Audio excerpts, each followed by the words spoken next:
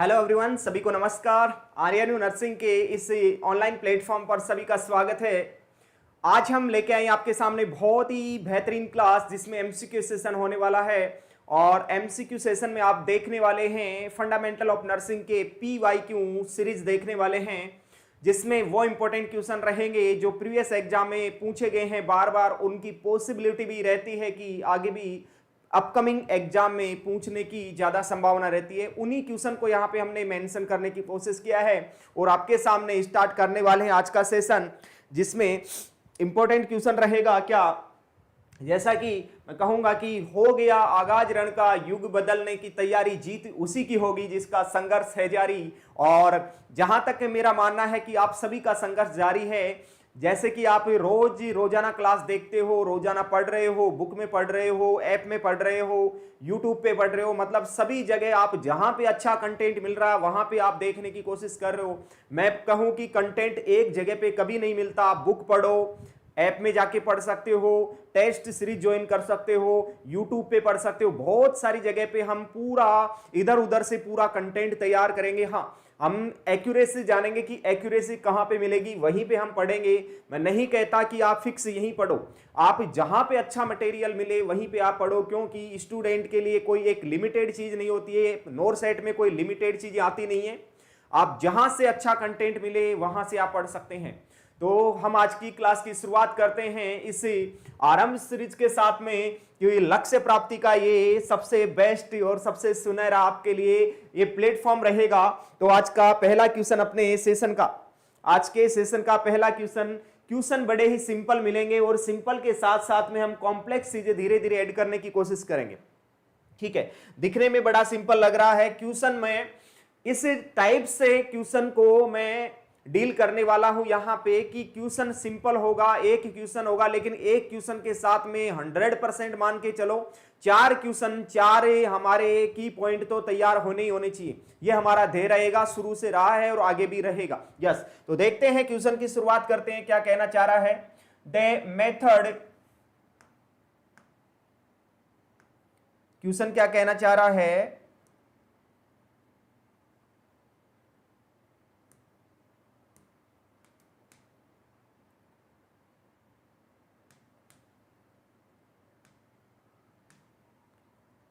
हाँ, क्वेश्चन कहना चाह रहे थे method used for administering medication into the year is called. मतलब क्या कहा यहां पे कि वो मेथड, यदि ईयर में किसी को ड्रॉप डालनी है, ईयर में मेडिकेशन डालनी है, सिंपल सी बात है कि सर ईयर ड्रॉप डालनी है। क्या डालनी है? ईयर ड्रॉप डालनी है। ईयर ड्रॉप डालते हैं तो उस मेथड को हम क्या बोल सकते हैं? भाई सिंपल सी बात है, कान में दवा डालनी है, ड्रॉप डालनी है, मेडिकेशन डालनी है, तो उसको किस मेथड से डाला जाता है? ड्रॉप डालते हैं। उस ड्रॉप डालने वाले मेथड को ही क्या बोला जाता है? तो सर उस मेथड का नाम होता है, हमेशा याद रखना, मेथड का नाम रहेगा क्या? मेथड का नाम रहेगा इंस्टिलेशन। कहीं पे भी आप ड्रॉप डालते हो तो उसको इंस्टिलेशन बोल सकते हैं। सर इंस्टिलेशन कहां कहां पे होगा? तो समझ लेना, ये ईयर इंस्टिलेशन हो सकता है, ईयर ड्रॉप हो सकता है, आई ड्रॉप हो सकता है। नेक्स्ट में बात करूं, नेजल ड्रॉप हो सकता है, नेजल ड्रॉप हो सकता है। कोई भी ड्रॉप डालते हैं उसी ड्रॉप को क्या मेथड बोल सकते हैं? इंस्टिलेशन मेथड बोलेंगे।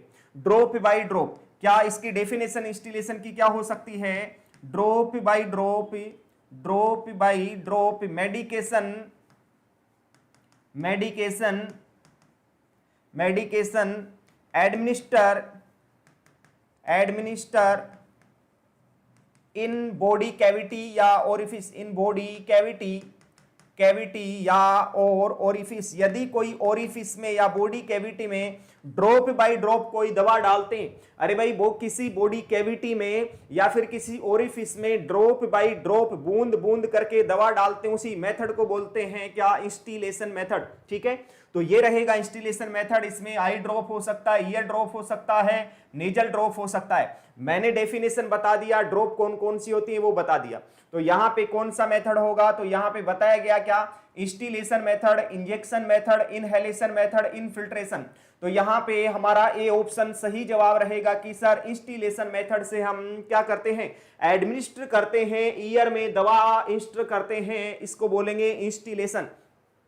सर इंजेक्शन कौन सा रहेगा, इंजेक्शन हमेशा पेरेंट्रल रूट में आएगा। किस में आएगा, पेरेंट्रल रूट में आएगा। सर पेरेंट्रल रूट में कैसे हम दवा देते हैं पेशेंट को, सर यहाँ पे हमेशा कोई भी इंजेक्शन से, इंजेक्शन के थ्रू हम दवा देते हैं, मेडिकेशन देते हैं। इंजेक्शन में कोई भी यहाँ पे निडल की हमें जरूरत पड़ती है, और यदि हमें रूट ऑफ ड्रग एडमिनिस्ट्रेशन के हिसाब से देखें तो इसी इंजेक्शन को क्या बोल सकते हैं, पेरेंट्रल रूट बोल सकते हैं। और पेरेंट्रल का मतलब होता है अदर देन एंट्रल रूट। क्या बोल सकते हैं, other than enteral route. Other than enteral route का मतलब हो गया, अरे भाई रूट दो ही होते हैं, रूट मेडिकेशन के दो ही होते हैं। कौन कौन से, एक रूट होता है एंट्रल, दूसरा पेरेंट्रल। ध्यान से समझने की कोशिश करना। रूट ऑफ ड्रग एडमिनिस्ट्रेशन की बात करेंगे तो दो ही रूट ऑफ ड्रग एडमिनिस्ट्रेशन होते हैं। सर एक तो हमें एंट्रल लेते हैं, एंट्रल का मतलब enteral related to intestine. Enteral word related to intestine मतलब सर इंटेस्टाइन से या माउथ से ओरली कोई दवा लेते हैं उसको एंट्रल रूट बोला जाता है। और यदि दूसरे रूट की बात करेंगे तो होगा पेरेंट्रल। कौन सा, ये पहला रूट हो गया, दूसरा रूट हो गया पेरेंट्रल रूट। यस, तो दो रूट होते हैं, ये तो ओरली रूट बोलेंगे इसको, और इसको पेरेंट्रल मतलब कोई भी इंजेक्शन से दवा दी जाती है, मेडिकेशन एडमिनिस्टर की जाएगी, उसको हम बोल के चलने वाले हैं, क्या बोलेंगे, पेरेंट्रल रूट बोल के चलने वाले हैं। दो रूट होते हैं, सिंपल सी बात है। तो इंजेक्शन रूट किस में आएगा, पेरेंट्रल रूट में आएगा। इनहेलेशन, ये इनहेलेशन अलग रूट है। इनहेलेशन से हमें कोई भी दवा देते हैं तो डायरेक्ट, जैसे किसी पेशेंट को नेबुलाइज करवा रहे हैं, किसी पेशेंट को नेबुलाइज करवा रहे हैं, किसी पेशेंट को स्टीम दे रहे हैं, किसी पेशेंट को नेबुलाइज करवा रहे हैं, तो वो किस में आएगा, इनहेलेशन रूट में आएगा। यस, इनफिल्ट्रेशन कोई भी यहाँ पे method of administering the medication कोई भी मेथड नहीं है। Infiltration is the complication of, क्या मैं यहाँ पे लिख देता हूं अलग से, क्या इनफिल्ट्रेशन क्या है सर, इनफिल्ट्रेशन क्या है, तो लिख देना इनफिल्ट्रेशन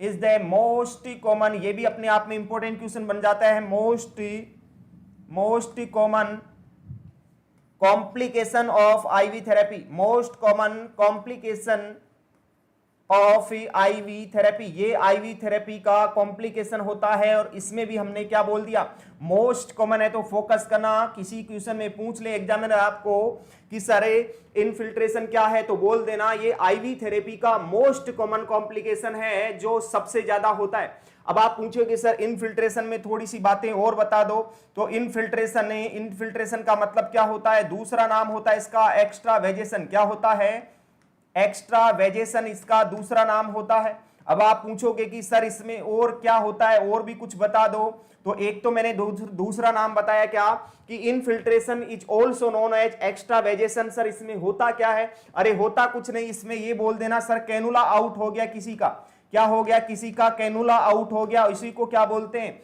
उसी को इनफिल्ट्रेशन बोलते हैं। यदि किसी पेशेंट का कैनुला आउट हो जाता है उसी को इनफिल्ट्रेशन बोलेंगे। ये मोस्ट कॉमन कॉम्प्लिकेशन है किसका, आईवी थेरेपी का, जिसमें वहां पे कूलनेस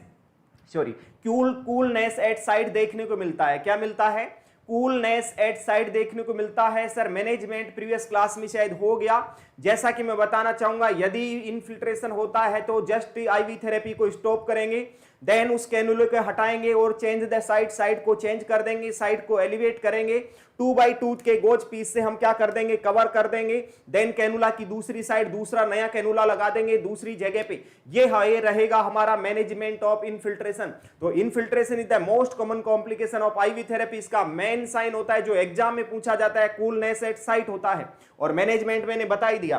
तो यहां पे चारों बातें मैंने कर ली हैं। बी ऑप्शन नहीं होगा, बी ऑप्शन नहीं होगा, सी नहीं होगा, डी नहीं होगा। तो सिंपल सी बात है, ये तीनों ऑप्शन नहीं होंगे। तो यहाँ पे इंस्टिलेशन हमारा बेस्ट आंसर है, A option is the correct option. Yes, medication यदि ईयर में डालते हैं तो उसको क्या बोला जाता है, इंस्टिलेशन। अब इंस्टिलेशन में भी इंपॉर्टेंट बात रहेगी, क्या रहेगी, सबसे इंपॉर्टेंट जो क्वेश्चन बनता है वो तो हम जरूर यहाँ पे डिस्कस करेंगे। सर यदि आई ड्रॉप डालते हैं, यदि सर आई ड्रॉप डालते हैं, सबसे इंपॉर्टेंट ये सर, एक तो अडल्ट में डालते हैं, एक तो अडल्ट में डालते हैं, एक तो अडल्ट में डालते हैं और एक ही छोटे बच्चों में डालते हैं, चिल्ड्रन में डालेंगे। लेकिन चिल्ड्रन में भी एज एक पर्टिकुलर एज का यहां पे बात किया, यहां पे मोर देन 3 ईयर की बात करेंगे, 3 ईयर की बात होगी, वो सब अडल्ट कैटेगरी में आएगा। यहां पे अडल्ट मोर देन 3 की बात करेंगे तो direction of pinna, direction of ear pinna, ear pinna का डायरेक्शन क्या रहेगा, ये इंपॉर्टेंट क्वेश्चन है, हर बार एग्जाम में आता है। तो डायरेक्शन ऑफ पिन्ना क्या रहेगा, अडल्ट में रहेगा अपवर्ड एंड बैकवर्ड, क्या रहेगा, अपवर्ड एंड बैकवर्ड डायरेक्शन रहेगा, बैकवर्ड डायरेक्शन रहेगा। यस, बच्चों में क्या रहेगा, बच्चों में रहेगा downward and backward, downward and backward direction रहेगा, डाउनवर्ड एंड बैकवर्ड डायरेक्शन रहेगा। तो ये सबसे इंपॉर्टेंट क्वेश्चन बनेगा इस क्वेश्चन का कि बच्चों में लेस देन 3 बोल सकते हैं, यहां पे चिल्ड्रन और लेस देन 3 ईयर भी बोल सकते हैं। यहां पे बच्चों की बातें तो होगी, बड़ों की बातें होंगी, लेकिन 3 साल का यहां पे सबसे बड़ा कंसर्न रहेगा, क्योंकि 3 साल का क्वेश्चन आता है। यदि एग्जाम में पूछ ले 5 साल का बच्चा है, एक 5 ईयर का बच्चा है, चाइल्ड है, उसमें क्या डायरेक्शन रहेगा ईयर पिन्ना का, जब हमें वहां पे ईयर ड्रॉप डाल रहे हैं तो वहां पे बोल देना होगा सर मोर देन 3 है, मोर देन 3 है तो किस में चला जाएगा, अडल्ट कैटेगरी में, और अपवर्ड एंड बैकवर्ड डायरेक्शन रखेंगे ईयर पिन्ना की। कैसे, नॉर्मली देखो बैकवर्ड तो दोनों में बेटा, बैकवर्ड तो दोनों में ही है, बैकवर्ड जैसे इसको पीछे की ओर करेंगे, पीछे की ओर करके अडल्ट में तो क्या करते हैं, अपवर्ड करते हैं। देखो इसको पकड़ेंगे और पीछे की ओर करेंगे और ऊपर की ओर करेंगे। दूसरा बच्चों में क्या करेंगे, बच्चों में डाउनवर्ड और बैकवर्ड, बैक करेंगे और डाउन करेंगे, डाउन करके बैक कर सकते हैं, ये रहेगा बच्चों में। तो याद रहे, कैसे याद हो सकता है, इसको इस तरीके से याद कर सकते हैं कि सर अडल्ट बड़ा होता है, बच्चा छोटा होता है। अरे छोटे को तो हमेशा दबाया जाता है, जो कमजोर पर्सन इस दुनिया में है, जो कमजोर है, उसके पास पैसे नहीं, कोई गरीब आदमी है, उसको हमेशा ही समाज में उसको हमेशा ही वहां पे दबाया जाता है। कैसे दबाया जाता है, क्योंकि उसको ऊपर उठने नहीं देते। तो छोटा है तो उसको दबा दो और डाउन कर दो, डाउन मतलब बच्चा है तो डाउन है तो और डाउन कर दो, तो डाउनवर्ड रहेगा बच्चों में, अपवर्ड। अरे बड़ा है तो हमेशा सिंपल सी बात है, यहां पे याद रखना होगा, गरीब हमेशा गरीब होता जाएगा, डाउन होता जाएगा, छोटा बच्चा हमेशा छोटा ही रहेगा, डाउनवर्ड, और बड़ा है पैसे वाला है तो हमेशा बड़ा ही रहेगा, अपवर्ड एंड डाउनवर्ड। तो ये हमेशा याद रखना होगा। तो ये क्वेश्चन हमारा होता है किसका, ईयर ड्रॉप का, ये कंप्लीट होता है। यहां पे ए ऑप्शन इंस्टॉलेशन है, सही जवाब रहेगा। अगला क्वेश्चन देखते हैं, इंपॉर्टेंट। ये सभी क्वेश्चन है बार बार एग्जाम में रिपीट होते रहते हैं, और वही क्वेश्चन मैं उठा के यहां पे लाया हूं इस सेशन में, जो बार बार एग्जाम में पूछे जाते हैं। चलो नेक्स्ट क्वेश्चन देखते हैं क्या कहना चाह रहा है। The appropriate needle size for insulin injection is। यहां पे पूछा कि सर एक ही इंसुलिन की सिरिंज होती है, क्या होती है कि इंसुलिन की सिरिंज होती है, और इंसुलिन की जो सिरिंज होती है, इंसुलिन की सिरिंज होती है वो 3 टाइप की होती है। फर्स्ट होती है रेड कलर की, दूसरी होती है ग्रीन कलर की, और तीसरी होती है व्हाइट कलर की। तीसरी कौन सी होती है, व्हाइट कलर की होती है। 3 हमारी इंसुलिन सिरिंज होती है। यस, नेक्स्ट ही रहेगा सर ये जो रेड कलर की होगी उसमें 40 यूनिट इंसुलिन आएगा, यहां पे आएगा 80 यूनिट, ग्रीन में 80 यूनिट डाल सकते हैं, और यहां पे व्हाइट में रहेगा 100 यूनिट की क्या रहेगी, सिरिंज रहेगी। यस, नेक्स्ट बात करेंगे कि सर यहां पे 40 यूनिट में 1 ml होने वाला है, क्योंकि याद रहे मैं बताना चाहूंगा इसमें बड़ा कंफ्यूजन होता है सभी, और ऐसा कंफ्यूजन है हमारे बीच में बिल्कुल नहीं रहना चाहिए, क्योंकि हम आरएनयू नर्सिंग क्लासेस के स्टूडेंट हैं, और ये कंफ्यूजन हमें कभी नहीं रहेगा। याद रहे, मैं पूरी बातें क्लियर कर देता हूं, जहां जहां पे डाउट होगा वो पहले से क्लियर कर दूंगा। डाउट रखना ही नहीं है, डाउट तो पैदा ही नहीं होना चाहिए। मैं बोलूंगा कि 1 ml में कितने यूनिट होते हैं, तो आपको बोलना होगा 100 ml होते हैं, सॉरी 100 यूनिट होते हैं। 1 ml इक्वल टू 100 यूनिट। यदि हम गूगल करेंगे कि सर 1 ml में कितनी यूनिट, तो वो बताए, गूगल बाबा बताएगा, क्या बताएगा, अरे गूगल बाबा ये बताएगा कि 1 ml में 100 यूनिट होते हैं। लेकिन इंसुलिन सिरिंज क्या होती है, इंसुलिन सिरिंज की बनावट या आर्किटेक्ट ऐसा होता है जिसमें 1 ml में 40 यूनिट होते हैं, ऐसा हमें याद रखना पड़ेगा। यस, तो ये रहेगा red colour. Sir red colour की जो सिरिंज होती है वो मोस्ट कॉमन यूज, ये मोस्ट कॉमन होती है। रेड कलर की जो सिरिंज होती है वो मोस्ट कॉमन होती है, जो हॉस्पिटल प्रैक्टिस में काम में ली जाती है। तो कोई पूछ ले कि कौन सी सिरिंज मोस्ट कॉमन होती है जो हॉस्पिटल प्रैक्टिस में काम में ली जाती है, तो बोल देना रेड कलर की 40 यूनिट की सबसे मोस्ट कॉमन सिरिंज होती है। सर जो इसकी रेड कलर की या इंसुलिन सीरीज की जो निडल होती है उसका जो लेंथ होता है वो कितना होता है, तो बोल देना 5/80 इंच होगा। 5/80 इंच होगा लेंथ, निडल का लेंथ होगा। सर इसका गेज कितना, ये तो क्या है, ये तो है इसकी लेंथ, क्या है बेटा, इसकी लेंथ होती है। नेक्स्ट सर इसका गेज साइज कितना होगा, इसका गेज साइज होता है कितना, 25 गेज का होता है। सर यदि बात करें एंगल की तो कितने एंगल पे लगाया जाता है subcutaneous injection. Sir insulin injection होता है तो हमेशा सबक्यूटेनियस लगता है और सबक्यूटेनियस का एंगल होता है 45 डिग्री एंगल, 45 डिग्री एंगल होता है। लेकिन इसमें भी मैं कंडीशन ऐड करूंगा, यदि सबक्यूटेनियस इंजेक्शन लगा रहे हैं, एससी इंजेक्शन लगा रहे हैं, यदि नॉर्मली बात करेंगे तो 45 डिग्री एंगल होगा। लेकिन यहां पे प्रीवियस एग्जाम में क्वेश्चन पूछा गया, आपकी बुक में मिल जाएगा, कोई ओबेज पर्सन है या फिर pinch the skin between two finger, तो यहां पे एंगल चेंज हो जाएगा और ये हो जाएगा 90 डिग्री एंगल। ये इंपॉर्टेंट क्वेश्चन रहेगा, ध्यान से सुन लेना, फोकस कर लेना। मैं बोल रहा हूं कि नॉर्मली आपको क्वेश्चन आता है एग्जाम में कि सबक्यूटेनियस इंजेक्शन या इंसुलिन का इंजेक्शन कितने डिग्री एंगल पे लगता है, तो आपको बोलना होगा, नो डाउट क्लियर कट बोलना होगा 45 डिग्री एंगल, क्योंकि आईएम इंजेक्शन 90 पे लगता है, सबक्यूटेनियस 45 पे लगता है। लेकिन कंडीशन डाल दे क्वेश्चन में लिखा हुआ था कि सर बहुत मोटा पर्सन है, 1 क्विंटल की बोरी है पूरी, बहुत मोटा पर्सन है, वो तो पकड़ने भी नहीं आ रहा, बहुत मोटा पर्सन है। अरे बहुत मोटा पर्सन है तो बोल देना ओबेज पर्सन है, फैटी पर्सन है, और वहां पे अभी 45 डिग्री नहीं लगा के क्या करेंगे, वहां पे 90 डिग्री लगाएंगे ओबेज पर्सन में। दूसरा कंडीशन इसने डाल दिया क्या, pinch the skin between two finger, 2 finger के बीच में स्किन को ऐसे पकड़ लिया और स्किन को ऐसे दबा दिया, तो भी हमें 90 डिग्री ही लगाना है, 45 ही नहीं लगाना है, हमें ये पता रखना होगा। यस, पता चला होगा आपको, सब चीजों का समझ में आई होंगी। तो देखते हैं यहां पे लेंथ पूछ रहा है शायद, गेज और लेंथ यहां पे किसकी, इंसुलिन का मतलब सबक्यूटेनियस मेथड से लगता है, रूट से लगता है। तो यहां पे याद रखना सबक्यूटेनियस का हमने कितना लिखा, यहां पे लिख दिया 25 गेज, तो पहले 25 गेज को पकड़ लो, तो इस यहां पे है 25 गेज, मतलब डी ऑप्शन हमारा सही जवाब होगा, 25 गेज रहेगा। यहां पे 22 गेज, सर 22 गेज तो हमेशा कौन सा होता है, 22 गेज तो हमेशा आईवी और आईएम रूट से देते हैं। इसका क्या है गेज साइज, सर ये 22 आईएम और आईवी सेम, दोनों बात एक ही है। यहाँ पे 18 गेज, सर 18 गेज तो हमेशा कैनुला का होता है, किसका होता है कैनुला, वो भी कौन सा, ग्रीन कलर का कैनुला होता है, और जिससे हम करते हैं blood transfusion.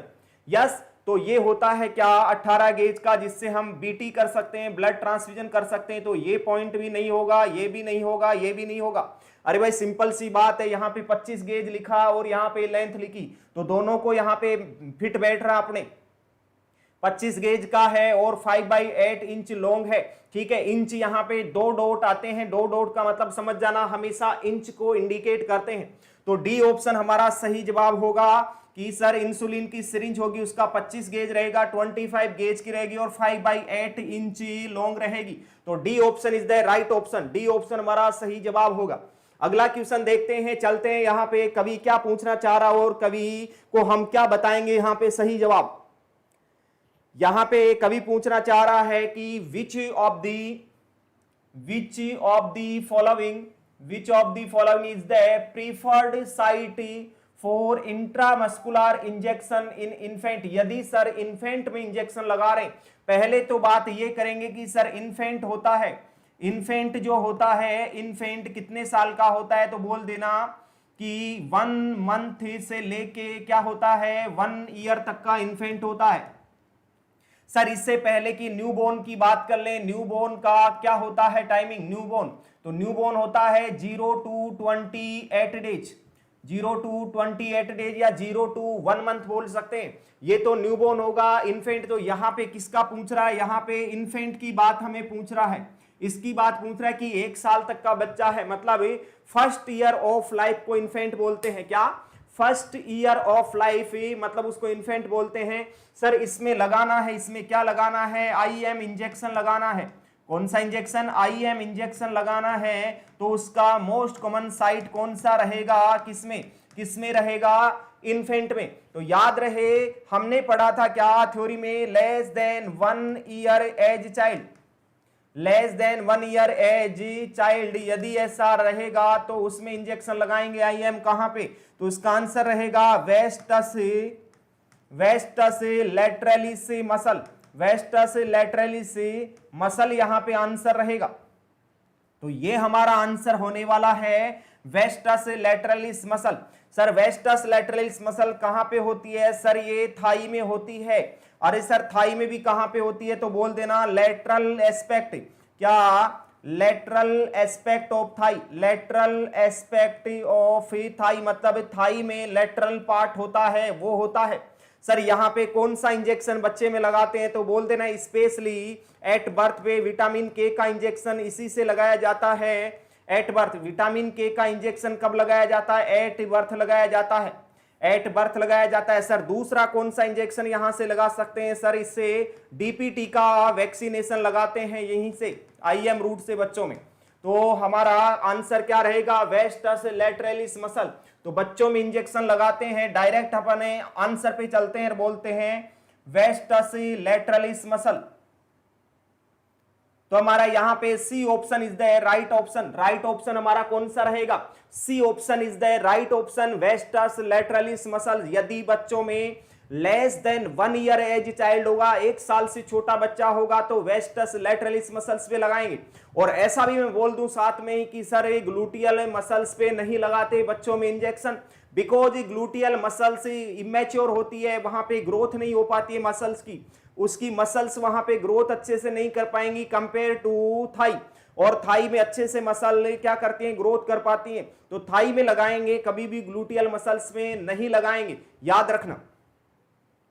Next sir deltoid, sir deltoid ये अडल्ट में यूज लेते हैं। डेल्टोइड किस में यूज लेते हैं, अडल्ट में यूज लेते हैं। और अडल्ट में ही, बच्चों में भी ले सकते हैं लेकिन मोस्ट कॉमन अडल्ट में यूज लेंगे। और अडल्ट में भी स्पेशली डेल्टोइड मसल ये यूज फॉर स्पेशली वैक्सीनेशन, ये हमेशा वैक्सीनेशन के लिए ही यूज होता है, वैक्सीनेशन पर्पज के लिए यूज होता है क्या, deltoid muscle. Rectus femoris, rectus femoris यहां पे कोई स्पेशल इंजेक्शन नहीं लगा के चलते, हम ज्यादा बात नहीं करेंगे। वेंट्रोग्लूटियल, सर वेंट्रोग्लूटियल क्या है, ये तो सर वेंट्रोग्लूटियल DPIM हो गया, DPIM हो गया, बटक्स वाली मसल्स की बात चल रही है। और DPIM में लोअर क्वाड्रेंट होता है, लोअर क्वाड्रेंट होता है बटक्स का, लोअर क्वाड्रेंट, जिसमें स्पेशली जेड ट्रेक मेथड भी लगाते हैं, जेड ट्रेक मेथड भी लगा सकते हैं। DPIM होता है, नीचे वाला पार्ट होता है बटक्स का, तो ये होता है ventrogluteal. Ventrogluteal is the most common site for IM injection in adult. बोल देना कि सर वेंट्रोग्लूटियल जो होता है, भाई सिंपल सी बात है, सर समझ में नहीं आया, सर ये हमारा ये है बटक्स, ये है बटक्स। सर बटक्स में 2 टाइप डाल दिए, एक तो लोअर पार्ट में इंजेक्शन लगाना, एक अपर आउटर क्वाड्रेंट में लगाना। अपर आउटर क्वाड्रेंट पे लगाएंगे उसको डोर्सल ग्लूटियल बोलेंगे और इसको वेंट्रोग्लूटियल बोलेंगे। तो नीचे वाले पार्ट में लग रहा उसको डोर्सो ग्लूटियल और ऊपर वाले पार्ट में अपर आउटर क्वाड्रेंट और बटक्स में लगता है इंजेक्शन, उसको बोलते हैं क्या, डोर्सो ग्लूटियल। तो मैं बोल रहा हूं कि वेंट्रोग्लूटियल, नीचे वाला ventrogluteal is the most common site for IM injection in adult patient. तो ये रहेगा अपना एक इंपॉर्टेंट क्वेश्चन की सर अडल्ट में मोस्ट कॉमन साइट रहेगी IM इंजेक्शन के लिए वेंट्रोग्लूटियल, यस। तो हमारा यहां पे C option vastus lateralis muscle यहां पे सही ऑप्शन रहेगा। अगला सवाल देखते हैं क्या कहना चाह रहा है, अगला सवाल क्या कहना चाह रहा है।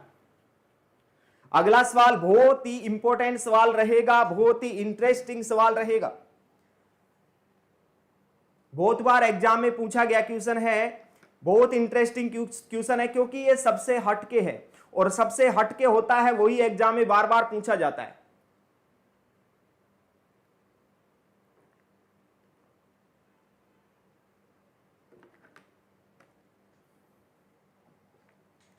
चलो देखते हैं इसको क्या कहना चाह रहा है क्वेश्चन।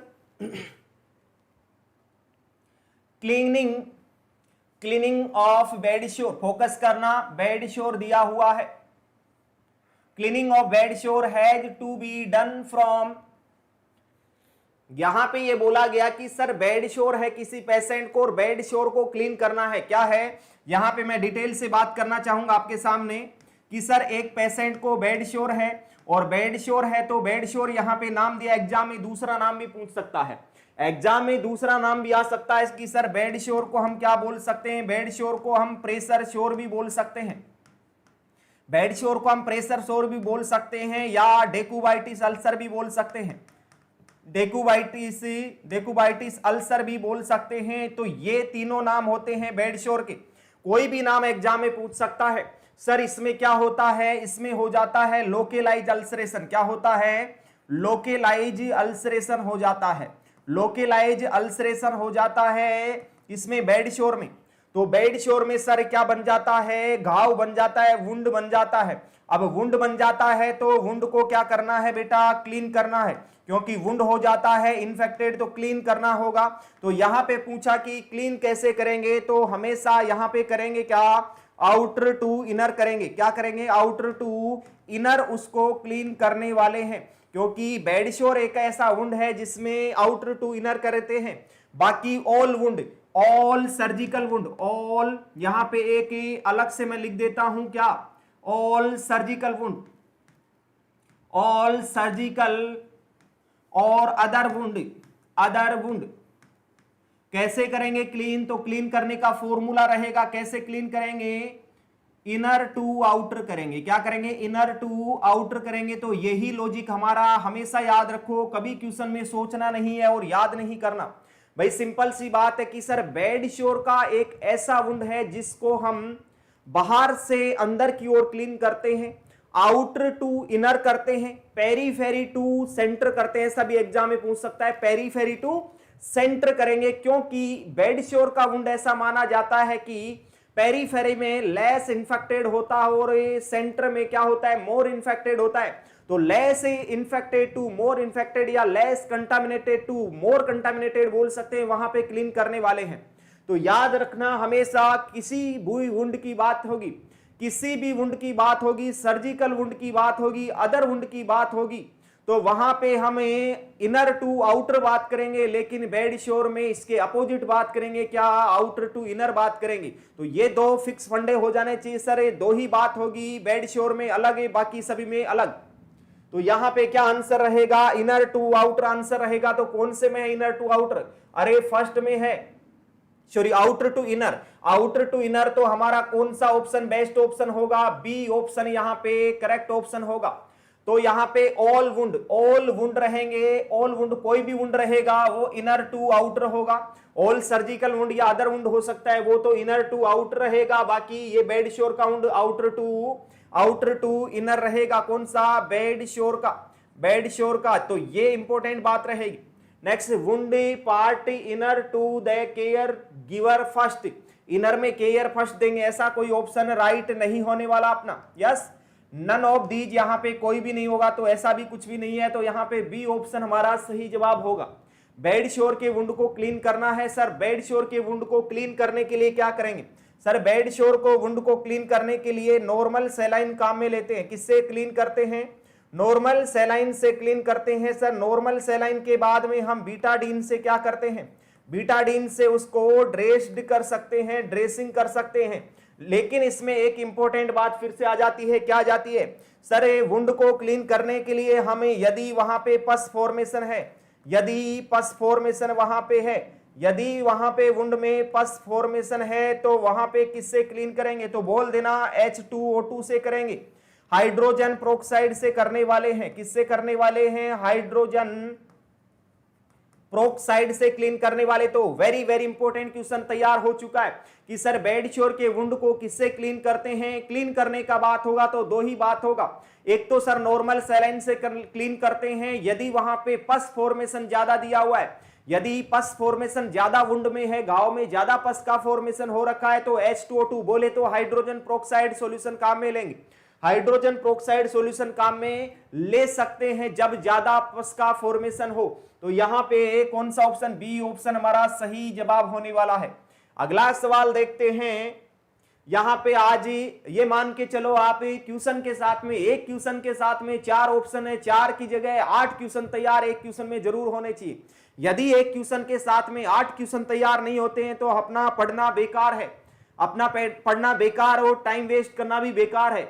तो एक क्वेश्चन यदि आप बुक में भी कभी पढ़ते हो तो एक क्वेश्चन के साथ में चारों ऑप्शन को लपेटा करो, साथ में चारों ऑप्शन को साथ में लपेटो और चारों का ही जवाब दो। चारों को ही समझना है, चारों के बारे में स्टडी करनी है अच्छे से। तो बात को समझना, गहन स्टडी करोगे तभी जाके बात बनेगी। कहते हैं बूंद बूंद से घड़ा भरता है, बूंद बूंद से घड़ा भरता है, तो बूंद बूंद से ही घड़ा भरेगा, एक एक नंबर से ही सिलेक्शन होगा। छोटी छोटी बातें और सिलेक्शन, छोटी छोटी बातों से और छोटे छोटे क्वेश्चन से, छोटे छोटे पॉइंट से ही सिलेक्शन मिलता है। तो अपने को एक एक नंबर के ऊपर फोकस करना, एक एक लाइन के ऊपर फोकस करना, एक एक टॉपिक के ऊपर फोकस करना है और अपने को सिलेक्शन लेना। एनी हाउ सिलेक्शन तो लेना ही है, एनी हाउ सिलेक्शन तो लेना ही है, क्योंकि हमने अपनी मां को विश्वास दिला दिया है, अपने मां बाप को विश्वास दिला दिया है। क्योंकि अपने प्रीवियस क्लास में बोल दिया था कि अपने प्रण ले लिया और अपने माँ बाप को ये बोल दिया है, उनको ये प्रॉमिस कर दिया है, ये वादा किया कि माँ तेरे पसीने की बूंद को मोती सा चमकाऊंगा, तू सपने बड़े देख, मैं पूरा करके जरूर दिखाऊंगा। मतलब उनके सपनों को पूरा करना है तो क्या करना होगा, पढ़ना पड़ेगा। और पढ़ना पड़ेगा तो एक एक एक एक क्वेश्चन के ऊपर, एक एक पॉइंट के ऊपर फोकस करना पड़ेगा। क्योंकि वो कहते हैं ना कि रस्सी भी यदि पत्थर पे बार बार आती जाती है तो रस्सी नहीं, वहां पे पत्थर पे भी छेद पड़ जाता है, पत्थर भी घिस जाता है, तो वो पत्थर घिस जाता है। तो पढ़ाई है बेटा, ये तो पढ़ाई है, ये नोर सेट है, छोटा सा एग्जाम, इसको तो हम जल्दी क्रैक करने वाले हैं। वो पेपर की खोपड़ी में छेद तो करना ही पड़ेगा, वो हम करके रहेंगे, क्योंकि हमने ठान लिया है और हमने आरंभ कर दिया है। संघर्ष की जीत होती है, तो संघर्ष कर रहे हैं, जीत हमारी सुनिश्चित है। इसी के साथ देखते हैं very very very important question फिर से आ गया। मैंने यहां पे इस क्वेश्चन को इसलिए डाला क्योंकि जो क्वेश्चन हमने फर्स्ट में किया वो सब डाउट यहां पे क्लियर होने वाले हैं। यस, चलो क्वेश्चन कहना चाह रहा है during the examination of ear, कान का एग्जामिनेशन कर रहे हैं, 2 साल का बच्चा है, 2 साल का बच्चा है। यहाँ पे the pinna needs to be held in, pinna को कौन सी डायरेक्शन में रखेंगे? सर इसका जवाब तो हम बहुत ही बेहतरीन तरीके से दे सकते हैं, क्योंकि हमने प्रीवियस क्वेश्चन में सब कुछ पूरा डिटेल से पढ़ लिया है। तो क्या जवाब दे सकते हो आप? एक बेहतरीन जवाब दे सकते हैं। तो क्या बेहतरीन जवाब यहां पे हो सकता है?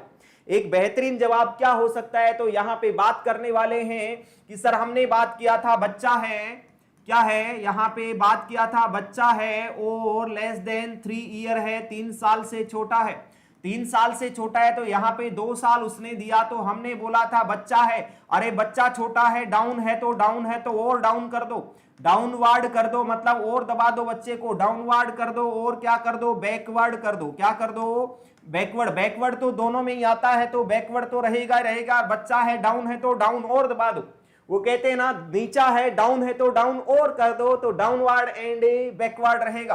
तो कौन सा रहेगा यहाँ पे? बी ऑप्शन सही ऑप्शन, downward and backward, downward and backward, B option is the right option. B option सही जवाब रहेगा, बी ऑप्शन सही जवाब रहेगा। किसमें? बच्चों में। सर अपवर्ड एंड बैकवर्ड किसमें रहेगा? ये तो अडल्ट पर्सन में रहेगा, अडल्ट पर्सन में रहेगा। कौन सा? अडल्ट पर्सन में रहेगा अपवर्ड एंड बैकवर्ड। ठीक है, तो ये रहेगा सही ऑप्शन, बी ऑप्शन सही जवाब रहेगा। तो बेटा कभी भी ईयर ड्रॉप का क्वेश्चन आता है, ईयर एग्जामिनेशन का क्वेश्चन आता है, तो हमेशा याद रखना अपवर्ड डाउनवर्ड का। 2 बात तो ये कि बड़ा है तो अप कर दो, छोटा है तो डाउन कर दो, सिंपल सी बात है, याद करने की कोई आवश्यकता नहीं है। दूसरा हम बोल सकते हैं कि सर 3 साल का बात जरूर याद रखना, 3 ईयर का बात जरूर याद रखना। 3 साल से बड़ा हमेशा अडल्ट कैटेगरी में डाल दो यहाँ पे, और 3 साल से छोटा है तो उसमें छोटे बच्चे की बात कर लेंगे, डाउनवर्ड एंड बैकवर्ड। यस, तो बी ऑप्शन यहाँ पे सही जवाब आप सभी का। अगले क्वेश्चन पे चलते हैं। अगला क्वेश्चन भी बड़ा सिंपल क्वेश्चन है, कोई टिपिकल क्वेश्चन नहीं होने वाला है। देखते हैं अगला क्वेश्चन क्या कहना चाह रहा है। Which of the following medication ordered is immediately and once only administered. Immediately देना है, अलग से लिखते हैं हम, उस पेशेंट को मेडिकेशन देना है, उसको देना है इमीडिएटली और वन टाइम देना है। इमीडिएटली देना है और एक ही बार देना है, उसको हम क्या बोल सकते हैं? अरे भाई इमीडिएटली देना है और एक ही बार देना है। फॉर एग्जाम्पल मैं एक एग्जाम्पल देता हूं। एक ही इमरजेंसी में पेशेंट आता है, इमरजेंसी में पेशेंट आता है तो उसको रहती है श्वास में प्रॉब्लम, उसको श्वास में प्रॉब्लम हुई है, पता नहीं डायग्नोस क्या है, लेकिन वो श्वास की प्रॉब्लम लेके आया है, डिफिकल्टी इन ब्रीदिंग, डिस्निया हो रहा है, डिस्निया हो रहा है। डायरेक्ट ही डॉक्टर आएगा, डॉक्टर हमारी फाइल में आएगा और फाइल में आके लिख जाएगा क्या? फाइल में आके लिख रहा है doctor nebulise with ड्यूओलिन to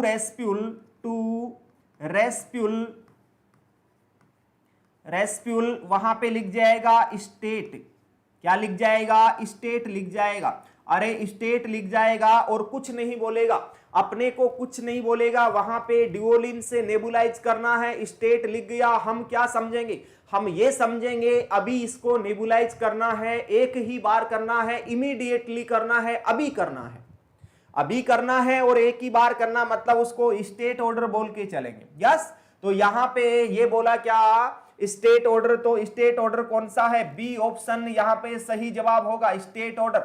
state order का मतलब होता है इमीडिएटली और वंस ए टाइम ओनली, एक ही बार देना, उसको इमीडिएट स्टेट ऑर्डर बोलेंगे। नेक्स्ट, यहां पे पीआरएन का मतलब क्या होगा? पीआरएन का मतलब होता है इफ रिक्वायर्ड, यहां पे यदि जरूरत है तो हम दे सकते हैं, उसको पीआरएन बोलेंगे। नेक्स्ट, सिंगल ऑर्डर मतलब एक ही बार देना होता है। स्टैंडिंग ऑर्डर वही सेम, स्टैंडिंग ऑर्डर मतलब स्टेट ऑर्डर होता है। नेक्स्ट एक होता है एसओएस, क्या होता है? एसओएस होता है, SOS in emergency when required, यदि किसी को रिक्वायरमेंट है तो इमरजेंसी में हम दे सकते हैं एसओएस, ये रहेगा। नेक्स्ट रहेगा सर एक होता है ओडी, ओडी का मतलब वंस ए टाइम मतलब एक ही बार देना है दिन में। सर ये बीडी मत शॉर्ट में यहां पे लिखना चाहूंगा, बीडी मतलब 2 टाइम, दिन में 2 बार देना है बीडी को। नेक्स्ट सर रहेगा टीडीएस, यहाँ पे टीडीएस का मतलब रहेगा 3 टाइम, 3 बार देना है दिन में 3 बार देना है। इसको हमें बीडी को 12 हावरली बोल सकते हैं, टीडीएस को हमें 8 हावरली बोल सकते हैं। नेक्स्ट रहेगा सर क्यूआईडी का मतलब होगा दिन में 4 बार देना है, 4 टाइम देना है, इसको 6 हावरली भी बोल सकते हैं।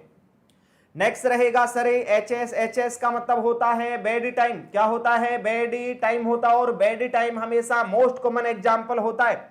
सर ये 10 PM पे देते हैं बेड टाइम 10 PM पे देंगे, बेड टाइम फिक्स होता है 10 PM पे देना है। सर इसका बेस्ट एग्जांपल होता है टैबलेट एस्प्रिन की टैबलेट देनी है 75 mg वाली, तो उसको हमेशा बेड टाइम देते हैं 10 PM।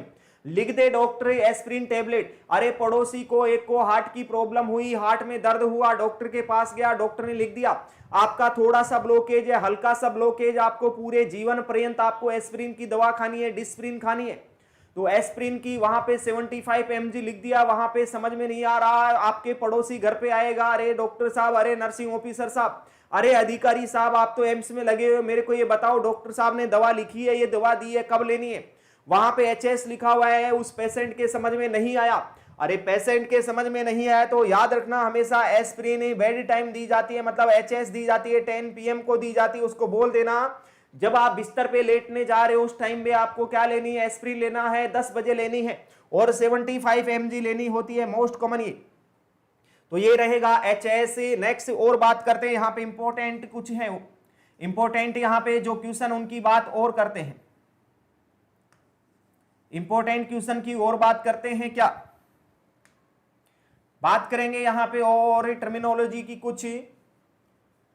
एक होता है BBF, बिफोर ब्रेकफास्ट। सर ये बिफोर ब्रेकफास्ट सुबह 6 AM का टाइम होता है इसका। मोस्ट कॉमन एग्जांपल होता है पेन 40, पेंटोप टैबलेट, पेंटाप्राजोल 40 mg, ये मोस्ट कॉमन एग्जांपल होता है इसका। और मैं तो ये बोलना चाहूंगा एक होती है जिसको बोलते हैं थायराइड वाली टैबलेट, ये भी BBF होता है। ये थायराइड की टैबलेट भी BBF दी जाती है, तो ये मोस्ट कॉमन एग्जांपल होता है। नेक्स्ट होगा QID। क्या होता है QID? QID तो हमने बात कर लिया ना, यस, QID हमने बात कर लिया। नेक्स्ट और कौन सा रहेगा? AC और PC रहेगा। नेक्स्ट किसकी बात करेंगे? AC और PC की। AC और PC की बात करेंगे। AC होगा बिफोर मील, AC होगा बिफोर मील रहेगा, खाने से पहले, और PC रहेगा खाने के बाद, आफ्टर मील। आफ्टर मील की बात करेंगे, आफ्टर मील की बात करेंगे, यस। तो ये कुछ टर्मिनोलॉजी थी जो बार बार एग्जाम में एक क्वेश्चन यहां से पूछ ही लेता है एग्जामिनर, तो इंपॉर्टेंट कंसर्न रहेगा यहां पे। और ये सभी चीजें तो हमने सीखी हैं, लेकिन इसके साथ में हमारा आंसर की बात करें तो आंसर कौन सा था? इमीडिएटली देना है, एक ही बार देना है, तो कौन सा रहेगा? स्टेट ऑर्डर रहेगा। स्टेट ऑर्डर रहेगा तो ऑप्शन हमारा बी ऑप्शन है, राइट ऑप्शन होने वाला है। बी ऑप्शन हमारा सही जवाब होना होगा। तो ये रूट ऑफ ड्रग एडमिनिस्ट्रेशन के कुछ अहम पहलू थे जो मैंने यहाँ पे आपके सामने साझा किए। शायद आई होप आपको बहुत अच्छे समझ में आए होंगे, इनको आप सभी याद कर लेंगे। एग्जाम में एक क्वेश्चन यहां से पूछा जाता है, वो आपका क्वेश्चन सही होगा यहां से। चलो अगला क्वेश्चन देखते हैं। अगला क्वेश्चन क्या कहना चाह रहा है देखते हैं, अगले क्वेश्चन की बात करते हैं। अगले क्वेश्चन में पूछ रहा है, क्या पूछ रहा है? Mantoux test is to determine. Sir एक मोनटॉक्स का टेस्ट होता है, तो इसको भी डिस्क्राइब करेंगे पूरा हम। क्या एक मोनटॉक्स का टेस्ट होता है। सर पहले तो बात करेंगे, मोनटॉक्स टेस्ट को दूसरे नाम से भी एग्जाम में पूछ लिया जाता है। सर इसका दूसरा नाम कौन सा होता है? तो बोल देना ट्यूबरकुलिन टेस्ट होता है। तो ट्यूबरकुलिन टेस्ट के नाम से याद आया या पता चला? क्या पता चला? सर ये ट्यूबरकुलिन टेस्ट किसके लिए करते हैं? ट्यूबरकुलोसिस के लिए करते हैं, टीबी के लिए करते हैं, ट्यूबरकुलोसिस के लिए करते हैं। ट्यूबरकुलोसिस से मतलब है टीबी के लिए करते हैं, माइकोबैक्टीरियम ट्यूबरकुलोसिस, यस। तो माइकोबैक्टीरियम ट्यूबरकुलोसिस के लिए करेंगे। सर ये कब करते हैं, किसकी जांच के लिए? टीबी की जांच के लिए। सर इसमें जो इंजेक्शन लगाएंगे वो क्या लगाएंगे यहाँ पे टेस्ट में? वो लगाते हैं पीपीडी का इंजेक्शन लगाते हैं। कितना? 0.1 ml लगाते हैं। Very very important question. Sir ये पीपीडी में क्या लगाते हैं? तो बोल देना होगा, हमें जवाब दे देना होगा कि सर वहां पे पीपीडी लगाते हैं, 0.1 ml लगाते हैं। सर पता नहीं पीपीडी क्या होता है, यस। तो लिख देना प्यूरिफाइड प्रोटीन डेरिवेटिव देते हैं, प्यूरिफाइड प्रोटीन डेरिवेटिव देते हैं, प्यूरिफाइड प्रोटीन डेरिवेटिव्स देंगे यहाँ पे पीपीडी।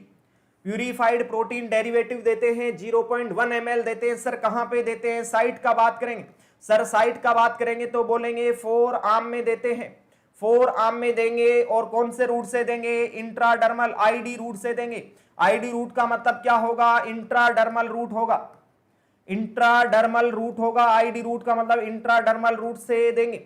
सर ये होता है फोर आर्म, ये होता है हमारा forearm. Most common ID route का साइट होता है फोर आर्म, यहां पे देंगे। यहां पे इंजेक्शन लगाएंगे, इंजेक्शन यहां पे फोर आर्म में लगा दिया, फिर उसको कर देंगे पेन से मार्क। क्या कर देंगे? पेन से मार्क कर देंगे। और उसको आफ्टर ए 48 टू 72 आवर्स में क्या करेंगे? उसका रीडिंग करेंगे, उसका रीडिंग करेंगे। यदि डायमीटर ज्यादा है वहां पे 8 सेंटीमीटर 10 सेंटीमीटर जो रहेगा वो उसको पॉजिटिव और नेगेटिव इंडिकेट करेगा। वो होगा क्या? ट्यूबरकुलिन टेस्ट या मोनटॉक्स टेस्ट। बात समझ में आई होगी कि सर हाँ ये सर इंजेक्शन देते हैं, इंजेक्शन देते हैं तो कौन से इंजेक्शन से देंगे? तो सिरिंज से देंगे। सर कौन सी सिरिंज? ट्यूबरकुलिन सिरिंज से देंगे। किससे देंगे? ट्यूबरकुलिन सिरिंज से देके चलते हैं। ये भी अपने आप में एक इंपॉर्टेंट क्वेश्चन रहेगा कि सर कौन सी सिरिंज से देंगे? तो बोल देना ट्यूबरकुलिन सिरिंज से देते हैं। तो यहाँ पे बहुत ज्यादा क्वेश्चन आपके तैयार हो चुके हैं। सर ये ट्यूबरकुलिन टेस्ट का दूसरा नाम मोनटॉक्स टेस्ट होगा। मोनटॉक्स टेस्ट किसके लिए करते हैं? ट्यूबरकुलोसिस के लिए करते हैं, ट्यूबरकुलोसिस के लिए करते हैं। सर देते क्या है इसमें? देते हैं पीपीडी 0.1 ml। सर पीपीडी क्या होता है? प्यूरिफाइड प्रोटीन डेरिवेटिव होता है। प्यूरिफाइड प्रोटीन डेरिवेटिव होता है सर कहां पे देंगे इसको, फोर आर्म में देंगे सर, किस रूट से देंगे, आईडी रूट, इंट्राडर्मल रूट से देते हैं सर, रूट से देके फिर इसके ऊपर क्या कर देंगे, पेन से इसके ऊपर मार्क कर देंगे, 48 से 72 घंटे के बाद में क्या करेंगे, इसको एग्जामिन करेंगे, इसका डायमीटर कितना है, वहां पे डायमीटर का कंसर्न करेंगे, डायमीटर देख के इसको टेस्ट को परफॉर्म करेंगे कि क्या है, नेगेटिव और पॉजिटिव है। तो ये रहेगा हमारा क्या, ट्यूबरकुलिन टेस्ट और मोनोटॉक्सी टेस्ट। तो यहां पे किसके लिए करते हैं, ये पूछा किसके लिए करते हैं, ये पूछा तो बोल देना सर हमने सब कुछ जान लिया, टीबी के लिए करते हैं, ए ऑप्शन सही जवाब होगा, ए ऑप्शन सही जवाब होगा, टीबी के लिए करते हैं, ट्यूबरकुलोसिस के लिए करते हैं। नेक्स्ट सर मीजल्स के लिए करेंगे क्या, मीजल्स के लिए नहीं करेंगे, yes. Next sir AIDS, AIDS में कौन सा टेस्ट करते हैं तो बोल देना, एड्स का मोस्ट कॉमन टेस्ट होता है, कंफर्मेटरी टेस्ट होता है क्या, western blot test, western blot test is the confirmatory test of AIDS. AIDS का कंफर्मेटरी टेस्ट कौन सा है, वेस्टर्न ब्लोट टेस्ट है। बहुत सारे टेस्ट होते हैं, जैसा कि मैं बोलना चाहूंगा बच्चों में होता है P24, ये बच्चों में होता है मोस्ट कॉमन, ठीक है। लेकिन कंफर्मेटरी टेस्ट की बात आएगी तो कंफर्मेटरी टेस्ट एड्स के लिए होता है कौन सा, वेस्टर्न ब्लोट टेस्ट होता है। Western blot test is the confirmatory test of HIV या एड्स, यस। डिप्थीरिया, डिप्थीरिया में क्या करते हैं, डिप्थीरिया में सर कौन सा टेस्ट करते हैं, बोल देता ना, सिक टेस्ट करेंगे, क्या करेंगे, सिक टेस्ट करते हैं। वेरी वेरी इंपॉर्टेंट क्वेश्चन फिर से, सर डिप्थीरिया में कौन सा टेस्ट करेंगे, डिप्थीरिया में सिक टेस्ट करेंगे। और डिप्थीरिया का मोस्ट कॉमन साइन होता है बुल नेक अपीयरेंस, या आप बोल सकते हैं कि गले में क्या हो जाएगा, स्यूडो मेम्ब्रेन अपीयरेंस हो जाएगा। याद रखना इंपॉर्टेंट क्वेश्चन है, डिप्थीरिया में टेस्ट कौन सा करेंगे, सिक टेस्ट करेंगे। कौन सा टेस्ट करेंगे, सिक टेस्ट करेंगे डिप्थीरिया में। और सिक टेस्ट में यहां पे डिप्थीरिया में मोस्ट कॉमन साइन की यदि बात करें तो साइन होता है बुल नेक अपीयरेंस, या फिर बोल सकते हैं क्या, pseudo membrane appearance in a, pseudo membrane appearance in a neck. तो ये रहेगा हमारा डिप्थीरिया का टेस्ट। तो सभी टेस्ट की हमने बात किया यहां पे, और अपना आंसर इस क्वेश्चन का रहा A option is the right option. अगला सवाल देखते हैं क्या पूछना चाह रहा है, अगला सवाल की बात करते हैं। अगला सवाल क्या पूछ रहा है,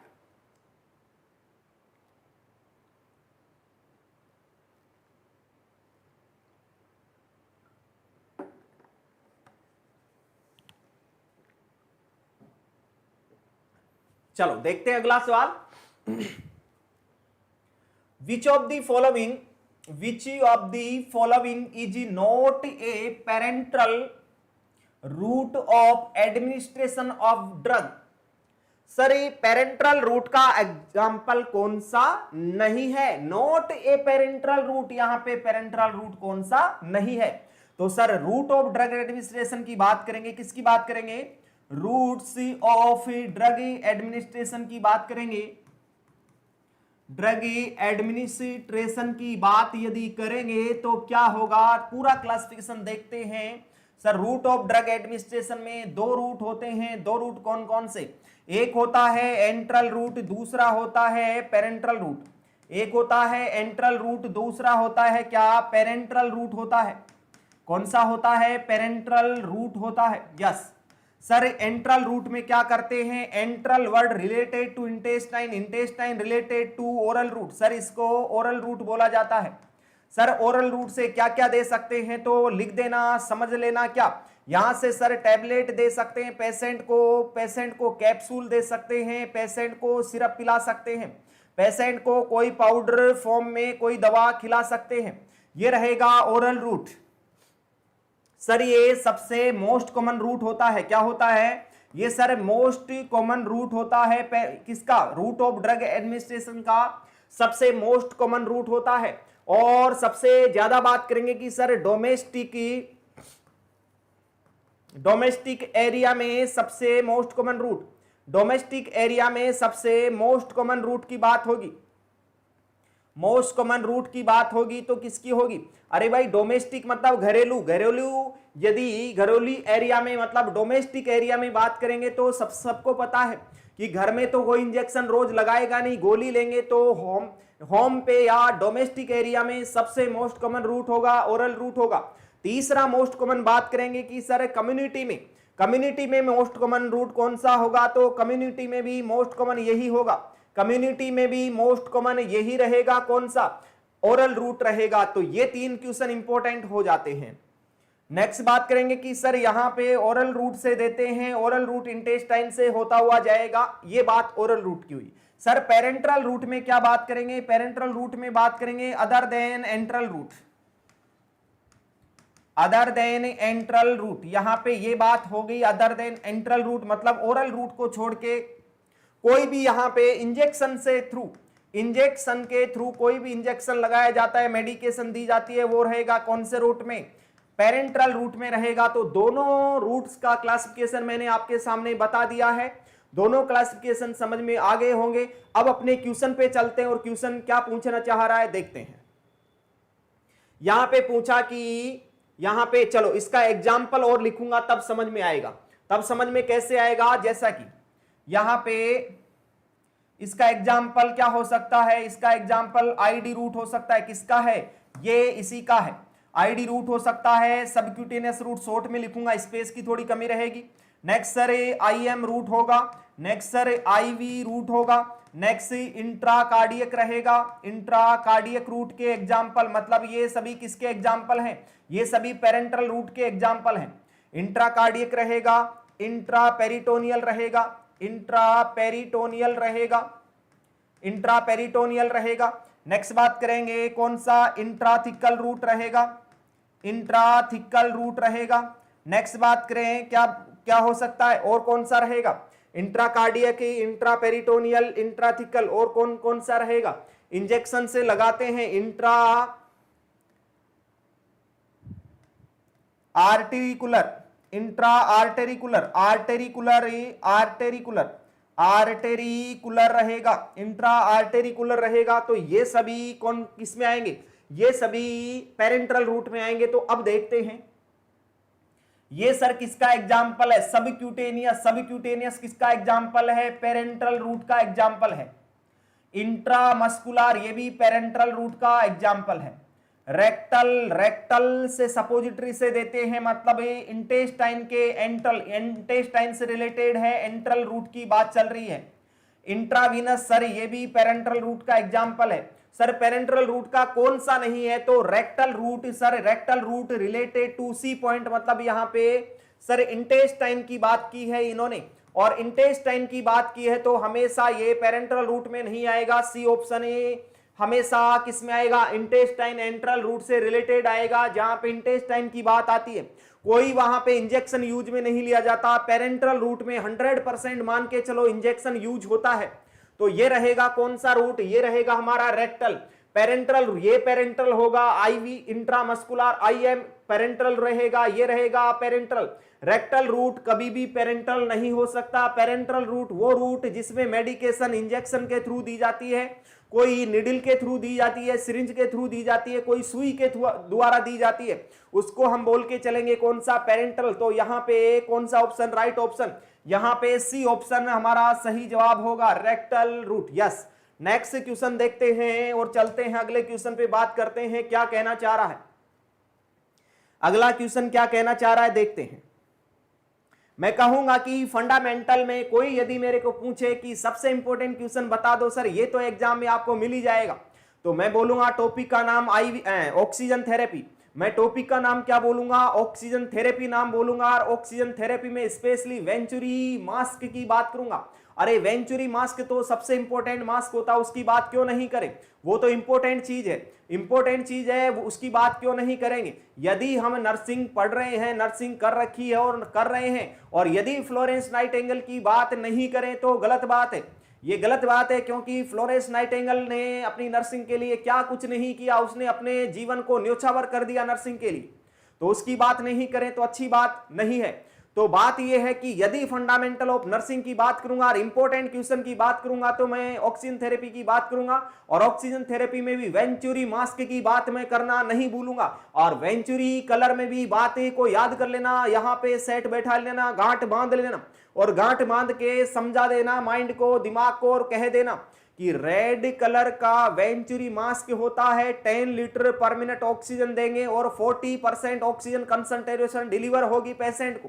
मैंने क्या बोल दिया, वेंचुरी मास्क की, वेंचुरी मास्क कौन से कलर का, रेड कलर का, उसमें लीटर ऑक्सीजन देते कितनी, 10 लीटर पर मिनट, और 40% O2 concentration deliver to the patient. ये सबसे इंपॉर्टेंट क्वेश्चन होने वाला है वेंचुरी मास्क में। चलो देखते हैं क्वेश्चन में कभी क्या पूछा और क्या यहां आपने जवाब दिया। तो यहां पे रहेगा क्या, the percentage and the flow, percentage की बात करेंगे, फ्लो की बात करेंगे, oxygen in A red colour, red colour पूछा है, रेड कलर है, वेंचुरी मास्क पूछा है, वेंचुरी मास्क में रेड कलर पूछा है, तो ये अपना क्वेश्चन है वेरी वेरी इंपॉर्टेंट। अब मैं इस क्वेश्चन को पढ़ने से पहले ये जवाब दूंगा कि वेंचुरी मास्क का यूज क्या होता है। यहां पे मैं इसका यूज करता हूं सर, इसका वेंचुरी मास्क का यूज कहां कहां पे हो सकता है, इंडिकेशन सर ये वेंटिलेटर पेशेंट को लगा सकते हैं, किसको लगा सकते हैं, वेंटिलेटर पेशेंट में यूज हो सकता है सर। दूसरा, पहला जवाब, यहां पे दूसरा जवाब होगा कि सर सीओपीडी पेशेंट को लगा सकते हैं सर। दोनों में क्यों लगाते हैं, दोनों में क्यों लगाते हैं, बिकॉज क्यों लगाएंगे, क्योंकि इससे क्या होगा, accurate concentration of O2, accurate concentration of oxygen deliver to patient. यहां पे accurate deliver to patient, patient को एक्यूरेट कंसंट्रेशन डिलीवर होती है। अरे भाई वेंचुरी मास्क होता है वो नाप तोल के ऑक्सीजन पेशेंट को देता है, और सीओपीडी वाले पेशेंट में हमेशा नाप तोल के पेशेंट को ऑक्सीजन दी जाती है, नहीं तो उसको एटेलेक्टेसिस हो सकता है। जैसा कि थ्योरी में हमने पढ़ा होगा, क्या पढ़ा कि सर नेजल प्रोंग से हम ऑक्सीजन थेरेपी देंगे किसको, सीओपीडी वाले पेशेंट को, तो हमेशा उसको हम 2 लीटर ऑक्सीजन से ज्यादा नहीं देंगे, क्योंकि सीओपीडी वाले पेशेंट में ज्यादा ऑक्सीजन देने से एल्वियोलाई रप्चर हो सकती है, एटेलेक्टेसिस हो सकता है उसको।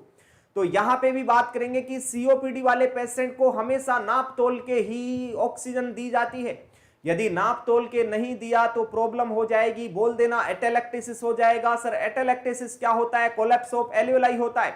सर कोलैप्स ऑफ एल्वियोलाई क्या होता है, सर एल्वियोलाई के भरा हुआ होता रहता है अंदर, एल्वियोलाई के अंदर होता है नाइट्रोजन गैस, नाइट्रोजन गैस भरा हुआ है तो वो वॉश आउट हो जाएगा, और वॉश आउट होना ही क्या कहलाएगा, एटेलेक्टेसिस कहलाएगा। तो ये अपना आंसर रहेगा इसका।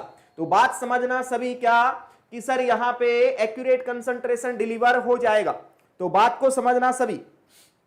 यहां पे वेंचुरी मास्क की बात करेंगे, किसकी बात करेंगे, वेंचुरी मास्क की बात करेंगे, किसकी बात करने वाले हैं, वेंचुरी मास्क की, वेंचुरी मास्क की हम बात करने वाले हैं। तो यहां पे क्या करेंगे, वेंचुरी मास्क का हम डिटेल से बात करेंगे। तो वेंचुरी मास्क का डिटेल से बात करेंगे तो सर ये वेंचुरी मास्क होता है, ये कलर कोडिंग के हिसाब से काम करता है, थोड़ा सा स्पेस का कमी आएगा, थोड़ा सा ऊपर ले लेते हैं इसको। ये वेंचुरी मास्क की बात होगी, वेंचुरी मास्क की बात होगी, तो वेंचुरी मास्क सर एक कलर कोडिंग के ऊपर काम करता है, कलर कोडिंग के ऊपर काम करेगा। तो कौन कौन सा कलर रहेगा, कलर की बात करेंगे, यहां पे कलर की बात होगी फर्स्ट। तो कलर का बात करेंगे तो यहां पे सबसे फर्स्ट बात करने वाले हैं, एक मैं टेबल बना देता हूं। हाँ, अब कलर की बात होगी तो सबसे फर्स्ट होता है ब्लू कलर, कौन सा कलर होता है, ब्लू कलर। दूसरा कलर होता है व्हाइट, दूसरा कौन सा होगा, व्हाइट कलर होगा। ऑरेंज कलर होगा, देन येलो कलर होगा, देन रेड कलर होगा, blue, white, orange, yellow, red और ग्रीन, लास्ट वाला रहेगा ग्रीन कलर। यस, ये कलर होते हैं। ब्लू कलर में ऑक्सीजन की लीटर पर मिनट कितना देंगे, लीटर पर मिनट की बात करेंगे तो यहां पे देंगे 2 litre per minute, 2 litre per minute होगा। यहां पे यदि व्हाइट में बात करेंगे तो 4 लीटर पर मिनट होगा। नेक्स्ट बात करेंगे ऑरेंज में तो 6 लीटर पर मिनट रहेगा। नेक्स्ट बात करेंगे सर यहाँ पे तो 8 लीटर पर मिनट होगा, 8 लीटर पर मिनट होगा। रेड की बात करेंगे तो 10 लीटर पर मिनट रहेगा। नेक्स्ट यदि बात करें ग्रीन की तो यहाँ पे 15 लीटर पर मिनट होगा, मैक्सिमम यहाँ पे 15 ही दे सकते हैं। सर अभी ऑक्सीजन कंसंट्रेशन डिलीवर कितनी होगी परसेंटेज के रूप में बता दो। सर परसेंटेज के रूप में ऑक्सीजन डिलीवर कितनी % को हो जाएगी, तो बात करेंगे सर 2 लीटर देंगे तो कितना हो जाएगा 24% कंसंट्रेशन डिलीवर टू पेशेंट। यहाँ पे होने वाला है कितना 28%। नेक्स्ट यहाँ पे होने वाला है 31%। नेक्स्ट यहाँ पे होने वाला है कितना 35%। यहाँ पे होने वाला है 40% और लास्ट में होने वाला 60%। सर सबसे इंपॉर्टेंट कौन सा होगा, सबसे इंपॉर्टेंट के ऊपर मैं लाइनिंग कर रहा हूं, सबसे इंपॉर्टेंट ये होने वाला है, सबसे इंपॉर्टेंट ये होने वाला है। इसमें रेड कलर का क्वेश्चन आता है, मैं क्वेश्चन मार्क डाल रहा हूं, मतलब क्वेश्चन मार्क डाल रहा हूं तो समझ जाना वेरी वेरी इंपॉर्टेंट होने वाला है। तो याद रखना ये होता है पूरा वेंचुरी मास्क की। वेंचुरी मास्क में कलर कोडिंग के ऊपर ये काम करता है वेंचुरी मास्क, जिसमें blue, white, orange, yellow, red और ग्रीन होता है। 2, 4, 6, 8, 10 और 15 लीटर पर मिनट ऑक्सीजन देंगे। ऑक्सीजन परसेंटेज में डिलीवर होगा कंसंट्रेशन के रूप में कितना 24, 28, 31, 35, 40 और 60 रहेगा। ये रहेगा वेंचुरी मास्क का पूरा क्लासिफिकेशन। वेंचुरी मास्क में पूरी डिटेल मैंने बता दी है, इसके बाहर कुछ भी नहीं पढ़ना पड़ेगा आपको। यस, तो यहां पे क्या पूछा सर, रेड कलर है और वेंचुरी मास्क है, तो यहां पे रेड कलर उठाओ। रेड कलर में 10 लीटर और 40%, मतलब 10 लीटर ये रहा और 40% ये रहा, तो सी ऑप्शन क्या हो जाएगा, सी ऑप्शन हमारा सही जवाब रहेगा। सी ऑप्शन हमारा राइट ऑप्शन रहेगा कि 40% डिलीवर हो जाएगा कंसंट्रेशन। और फ्लो रखेंगे कितना, फ्लो रखेंगे 10 litre per minute. Yes, next sir 31 6 litre. यदि 6 लीटर की बात करेंगे 31 की, तो कौन सा कलर रहेगा, ये रहेगा ऑरेंज कलर। कौन सा रहेगा, ऑरेंज कलर। 35 की बात करेंगे तो 35 कहां पे, 35 रहेगा येलो कलर, ये रहेगा कौन सा, येलो कलर रहेगा। और यहां पे 60 की बात करेंगे तो ये रहेगा ग्रीन कलर। कौन सा रहेगा, ये ग्रीन कलर का रहेगा। यस, तो हमारा आंसर कौन सा रहेगा, यहां पे सही जवाब होने वाला है C point 10 litre per minute और 40% oxygen deliver to the patient. C option सही जवाब होगा। तो ये क्वेश्चन होते हैं आज के सेशन के, बहुत ही शानदार क्वेश्चन। शायद आपको बहुत अच्छे क्वेश्चन लगे होंगे, बहुत अच्छा नॉलेज आपने गेन किया होगा। आई होप आपको बहुत अच्छी क्लास लगी होगी। और इसी के साथ इस क्लास को देते हैं यहीं विराम, और अगली क्लास में देखेंगे वो बेहतरीन क्वेश्चन जो आपकी अपकमिंग एग्जाम में आपको बहुत ज्यादा हेल्पफुल होंगे, बहुत ज्यादा आपकी मदद करेंगे, उस सब की बात करेंगे। तब तक के लिए सभी को धन्यवाद।